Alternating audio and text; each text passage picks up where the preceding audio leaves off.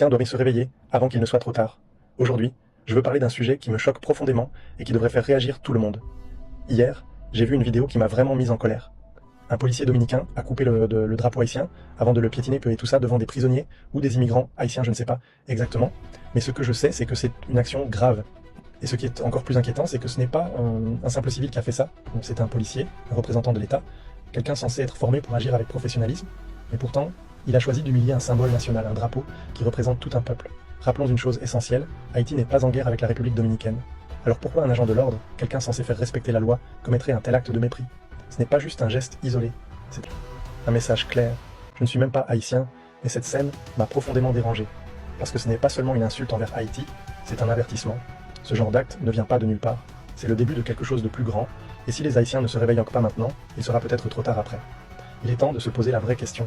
Pourquoi cette haine persistante entre la République dominicaine et Haïti? Pourquoi cette tension existe-t-elle encore aujourd'hui? La vérité, c'est que l'histoire joue un rôle énorme dans cette situation.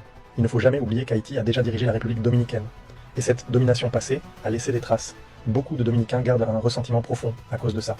Et c'est aussi pour cette raison que vous remarquerez souvent une chose, la capacité intellectuelle des Haïtiens est souvent plus développée que celle des Dominicains. Les Haïtiens sont connus pour leur intelligence, leur résilience, leur force de caractère. Et c'est justement cette force qui dérange.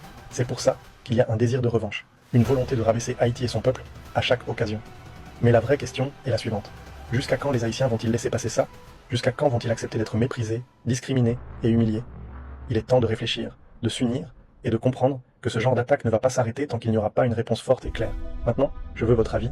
Que pensez-vous de cet acte? Pourquoi, selon vous, il y a autant de tensions entre ces deux pays? Les Haïtiens doivent-ils réagir? Et comment? Dites-moi tout en commentaire, parce que cette discussion est trop importante pour être ignorée. Partagez cette vidéo pour que tout le monde comprenne ce qui se passe. Il est temps d'ouvrir les yeux.